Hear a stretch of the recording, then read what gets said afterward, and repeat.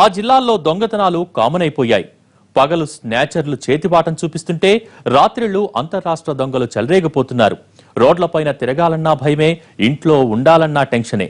దోపిడీలు దొంగతనాలకు అడ్డాగా మారింది నిజామాబాద్ జిల్లా. పగలు రాత్రి దొంగలు రెచ్చిపోతుంటే జిల్లా పోలీసులు తీసుకుంటున్న చర్యలు అంతంత మాత్రమే.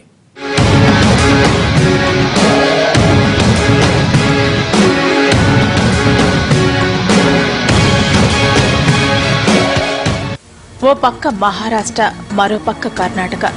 రెండు రాష్ట్రాలకు సరిహద్దుగా ఉన్న నిజామాబాద్ జిల్లాలో మొదటి నుంచి దొంగల భయం ఎక్కువే. సరిహద్దులో భద్రతా వైఫల్యాలను ఆసరాగా చేసుకుని దొంగల ముఠాలు జిల్లాలోకి ఎంటర్ అవుతున్నాయి. తాళాలు వేసిన ఇళ్లు, ఒంటరి మహిళలను లక్ష్యంగా చేసుకుని దొంగతనాలు, గొలుసు చోరీలతో హడలెత్తిస్తున్నాయి. దొంగలు దొరికిన ప్రతిసారి చోరీలకు బ్రేక్ వేస్తున్నామని జిల్లా పోలీసు యంత్రాంగం ప్రకటనలు చేయడం తప్ప శాశ్వత చర్యలు తీసుకోవడంలో వైఫల్యం కనిపిస్తోంది. దీంతో దొంగలు వెనక్కి తగ్గట్లేదు. ఇటీవల జరిగిన చోరీలు, చైన్ స్నాచింగ్లే ఇందుకు ఉదాహరణ. మహాలక్ష్మీనగర్లో ఈ ఏడాది జూన్లో ఓసారి, గత వారం మరోసారి మహారాష్ట్ర ముఠాలు ఇళ్ల చోరీలతో వణుకు పుట్టిస్తున్నాయి. ఈ ఘటన మరవక ముందే కుమార్ గల్లీలో స్నాచర్లు రెచ్చిపోయారు. గత శుక్రవారం తెల్లవారుజామున 3 చోట్ల చైన్ స్నాచింగ్ కలకలం రేపింది. శనివారం మరో చోట గొలుసు చోరీ జరిగింది. హైదరాబాద్ తర్వాత నిజామాబాద్లోనే చైన్ స్నాచింగ్లు ఎక్కువని రికార్డులు చెబుతున్నాయి. గతంలో ఉత్తర భారతదేశం నుంచి వచ్చి గొలుసు దొంగలు దొరికారు కూడా. దొంగలు దొరికినప్పుడు చోరీలు కాస్త తగ్గుతున్నా ఆ తర్వాత అంతా మామూలే. గతంలో రహస్యం బృందం రంగంలోకి దిగినప్పుడు గొలుసు దొంగలు దొరికారు. ఇప్పుడు రహస్య బృందం సైలెంట్ అవడంతో స్నాచర్లు చేతివాటం చూపిస్తున్నారు. నిజామాబాద్ జిల్లా కేంద్రంలో 200 మంది పోలీస్ సిబ్బంది ఉంటారు. రాత్రిపూట 50 వరకు బీట్లు ఉంటాయి. 4 రోడ్లలో 2 ప్రత్యేక పర్యవేక్షణ బృందాలు తిరుగుతుంటాయి. పోలీస్ స్టేషన్ల వారీగా బ్లూ కోల్డ్ సిబ్బంది బైకులపై తిరుగుతుంటారు. ఇంత బందోబస్తు ఉన్న దొంగతనాలు జరగటం పోలీసులకు కొత్త సవాల్. సిబ్బంది కొరత ఉందనుకున్న ఉన్నవారిని కాస్త సద్వినియోగం చేసుకోవడంలో అధికారులు ఫెయిల్ అవుతున్నారు. రాత్రిపూట విధుల్లో సిబ్బందిని అవసరమైన మేర ఉంచాల్సింది పోయి పగటి విధులకే ఎక్కువ మందిని కేటాయిస్తున్నారు. దీంతో రాత్రిపూట బీట్ వ్యవస్థపై విమర్శలు వస్తున్నాయి. ఇప్పటికే కొన్ని ఏరియాలలో సీసీ కెమెరాలు ఏర్పాటు చేయడం జరిగింది.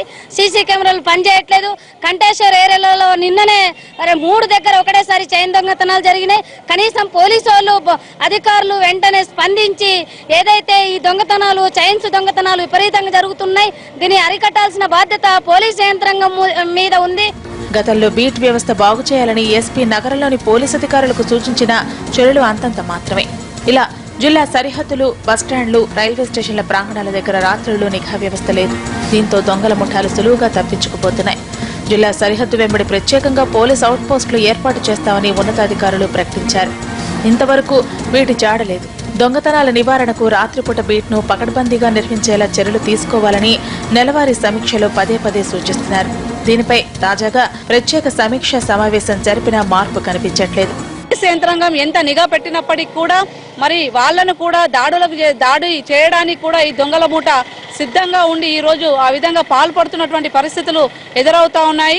దీనిపైన కానీ ఇప్పటికైనా కానీ ఈ దొంగల మూటను, అట్లాగే చైన్ దొంగతనాలు చేసే వాళ్ళందరినీ కూడా పోలీసు యంత్రాంగము నిఘా పెట్టి వీళ్ళందరినీ కూడా అరెస్టు చేయాలని చెప్పేసి ప్రభుత్వానికి, అధికారులకు హెచ్చరిస్తా ఉంది.